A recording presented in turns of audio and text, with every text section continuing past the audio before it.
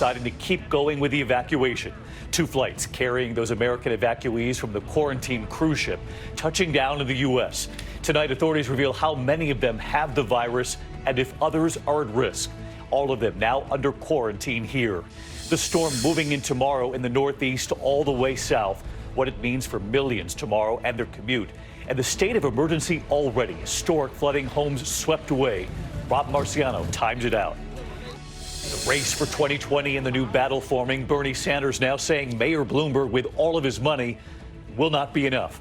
As the other candidates take aim at Bloomberg, too, saying he can't hide behind the ads, the airwaves. Amid new scrutiny, will the former New York City mayor be on that debate stage this week? The alleged baby kidnapping plot and the chilling allegations tonight. A former mayoral candidate accused of posing as a baby photographer, allegedly drugging a parent. Tonight, she's charged with attempted kidnapping. The mother who brought her son to the emergency room, she said her son was having a mental health crisis and says security guards pushed her son to the ground and tackled him. Her son charged. The fiery blast, the flames at a refinery shooting up 150 feet into the air. Residents told to shelter in place for a time. The growing outrage involving Attorney General William Barr tonight. More than 2,000 former Justice Department officials now saying Barr should resign after intervening in the Roger Stone case. And your money tonight, the President's Day deals still good until midnight tonight. Rebecca Jarvis standing by to go down the list. This is ABC World News Tonight with David Muir. Good evening, and it's great to have you with us here on this President's Day, a very busy Monday night, tracking that new storm and the new turn in the race for 2020. But we begin tonight with the coronavirus evacuations. More than 300 Americans taken from quarantine on board that cruise ship in Japan on buses, then put on planes. But it was learned along the way some had tested positive for the virus. The passengers initially considered healthy to fly. U.S. officials then getting that alarming report while on the way to the airport. They decided to keep going. 14 of those Americans testing positive for the virus confined to special containment areas during their charter flights back to the U.S. 2 planes touching down in California and Texas. All passengers now under new quarantine right here at home. In fact, some have now been transferred to Omaha. ABC's Clayton Sandell leading us off tonight. Tonight, more than a dozen Americans back on U.S. soil, now believed to be infected with novel coronavirus, landing in Omaha, Nebraska today, escorted from the plane one by medical teams, rushed off by motorcade to this special isolation unit. They've had a very long journey, so I think we're not going to make any assumptions about anything that's passed along verbally. We're going to go ahead and just test everybody. 338 Americans were evacuated from the Diamond Princess cruise ship in Japan, flown to bases in Texas and California, arriving overnight. 14 are suspected of having a coronavirus infection. 4 now in isolation and hospitalized near Travis Air Force Base near Sacramento. 10 in Omaha. The bus will take you to the airplane. The airplane takes you to the United States. Hundreds of passengers checked before leaving the ship were deemed healthy to fly. But after the evacuation had already begun, a complication. New test results revealed those 14 people were positive for the virus, exposing others on a 40-minute bus ride to the airport. Officials making a critical decision, saying the safest option was to push forward with the evacuation, putting infected patients in the back of the planes in these special isolation chambers. They took temperatures, and if you had a high temperature, you went into that isolation booth. Mark Jorgensen had to leave his wife behind in a Japanese hospital after she tested positive for the virus. So far, 454 cruise passengers have been infected.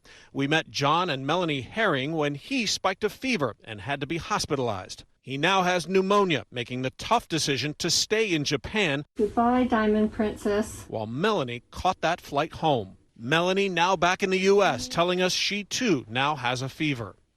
All right, so let's get to Clayton Sandell. He is live from Omaha tonight. And Clayton, the rest of the roughly 300 passengers, the Americans who showed no sign of the virus, we know they spent time on those buses with these passengers, the Americans, the 14 who it's believed might be infected with coronavirus. Of course, more testing here at home.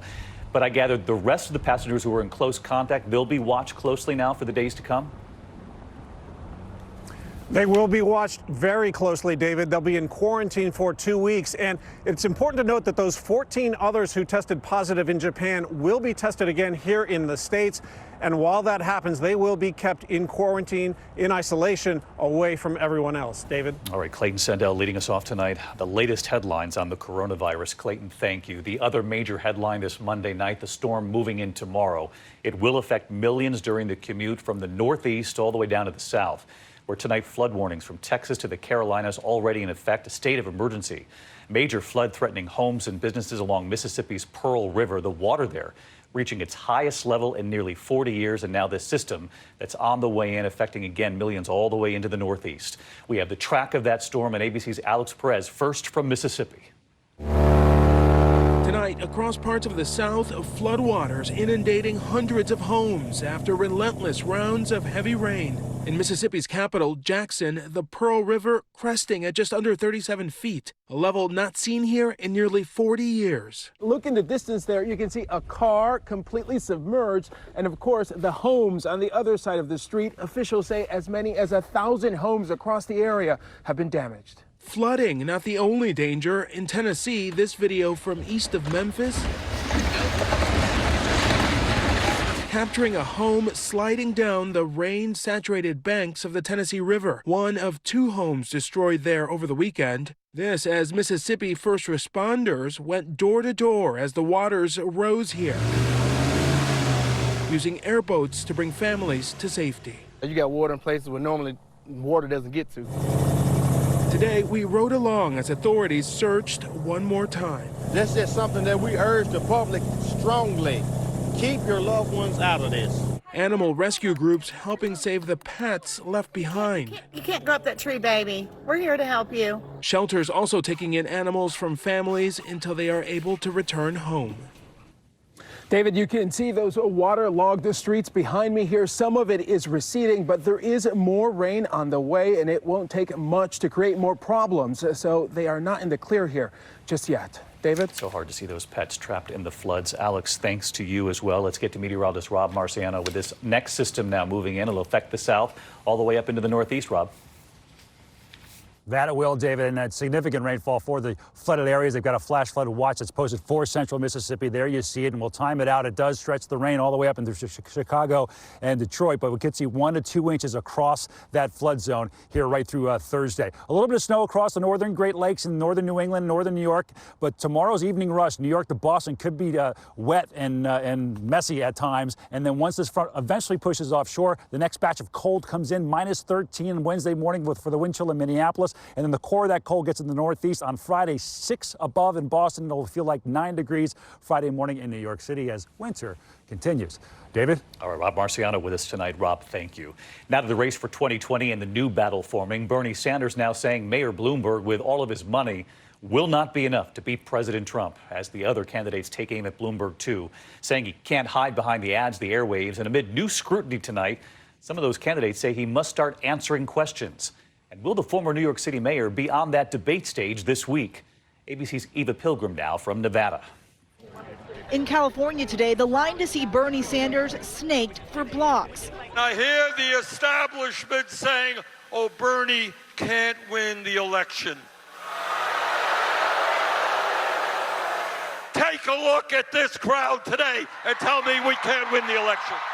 But Sanders, well aware he's now facing a new kind of challenge. Former New York City Mayor Michael Bloomberg spending $380 million and counting to blanket the airwaves with ads. Mayor Bloomberg, with all his money, will not create the kind of excitement and energy we need to have the voter turnout we must have to defeat Donald Trump. Bloomberg firing back that the Sanders campaign brings a different, negative kind of energy, releasing a video highlighting the online anger of so-called Bernie bros. Bloomberg tweeting that when it comes to beating Trump, this type of energy is not going to get us there. The billionaire's Democratic rivals say now it's high time he come out from behind his campaign ads. He has to answer questions, and of course, I think he should be on that debate stage, which eventually he will be, because I can't beat him on the airwaves, but I can beat him on the debate stage. As Bloomberg's poll numbers rise, his past drawing new scrutiny, including his treatment of women in the workplace and allegations of sexist and crude comments reported by multiple outlets, including ABC News. A Washington Post investigation making waves this weekend, prompting Bloomberg to tweet, "I would not be where I am today without the talented women around me. I've depended on their leadership, their advice, and their contributions." Bloomberg says he's championed women. Do you think he still needs to answer for these allegations? Yes, but he needs to answer for these allegations. You're not championing women when you have non-disclosure agreements so they can't tell their side of the story. I want to hear from Mike Bloomberg that he is going to let these women talk, unmuzzle them, and let's find out what's really happening.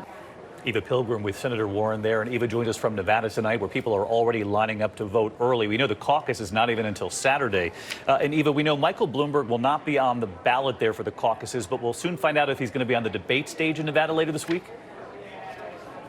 That's right, David. More than 26,000 people have already voted here. Many more will be watching that debate in Las Vegas on Wednesday. Mike Bloomberg still needs one more poll to qualify. He has until tomorrow night to get it. He's been off the trail for the last few days, and we are hearing that he is preparing just in case, David. All right, Eva Pilgrim, thank you. Next tonight, the growing firestorm surrounding Attorney General William Barr. More than 2,000 former Justice Department prosecutors and officials now publicly calling for his resignation.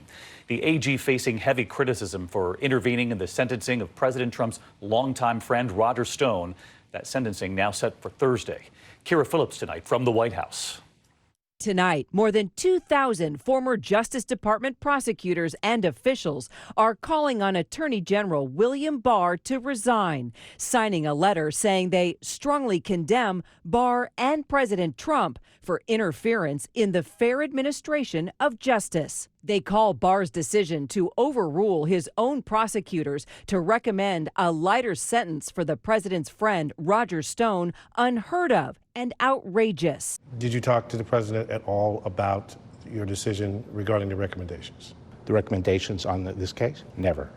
But Barr has also taken an interest in other cases involving people close to the president, including ordering a review of the prosecution of Trump's first national security advisor, Michael Flynn. In their letter, those 2,000 former DOJ employees were blunt. A person should not be given special treatment in a criminal prosecution because they are a close political ally of the president.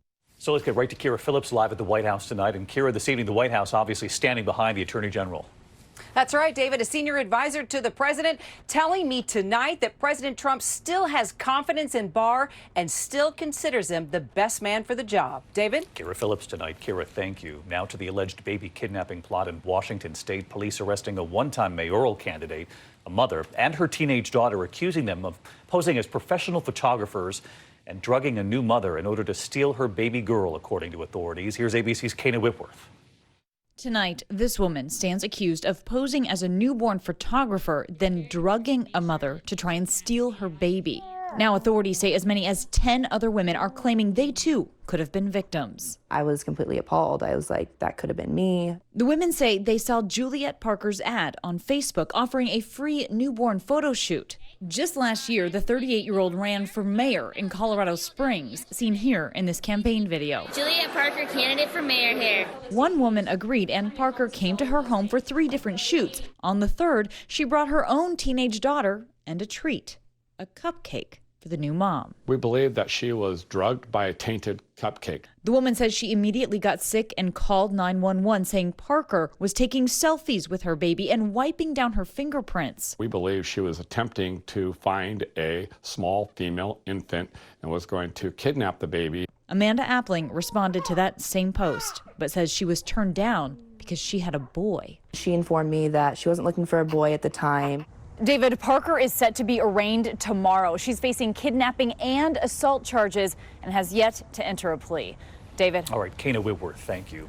We're going to move on now to a violent takedown outside a hospital in North Carolina. Surveillance showing security guards tackling a 16-year-old to the ground. His mother had just brought him to the hospital. She says her son was having a mental health episode and needed help. Tonight, her son is now charged, and here's ABC's Gio Benitez. Tonight, the dramatic video showing a security guard slamming a 16-year-old to the ground. He was treated like a criminal. Nobody ever treated him like a patient. Watch as Jessica Long and her 16-year-old son Hayden arrive at the hospital. She says he was having a mental health crisis. Hayden shoves her. That's when the security guard pushes the teen to the ground twice.